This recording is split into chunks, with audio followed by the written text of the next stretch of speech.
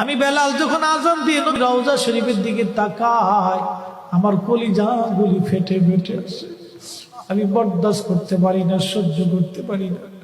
মদিনাতে দাঁড়ায় থাকবে, দুই রকমের হাজি পাবে। আল্লাহর হাবিবের রওজা শরীফ দেখে আমি সহ্য করতে পারি না রে আবু বকর, বিদায় দাও, আমি চলে যাব। চলে গেলেন নবীর পাগল।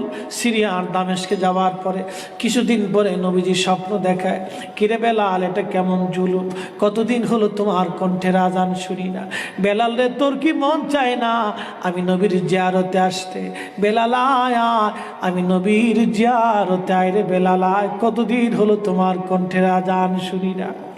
স্বপ্ন যখন নবীজি দেখাইছে, এ মুসলমান, হযরতে বেলাল সুদূর সিরিয়ার দামেস্ক থেকে পাগলের মতো দৌড়াইলেন, পাগলের মতো ছুটে আসলেন। যখন মদিনাতে আসলেন তখন তাহাজ্জুদের সময় চলতেছিল। তাহাজ্জুদের সময় চলার সময় হযরত বেলাল রাদিয়াল্লাহু আনহু কাঠের জালি দিয়ে তখন রওজা শরীফ ঘিরে রাখা ছিল। ওই জালির পাশে বসে বসে জালির সঙ্গে মাথা টেকাইয়া নবীর পাগল বসে বসে গুনগুন গুনগুন করে কাঁদে আর বলে,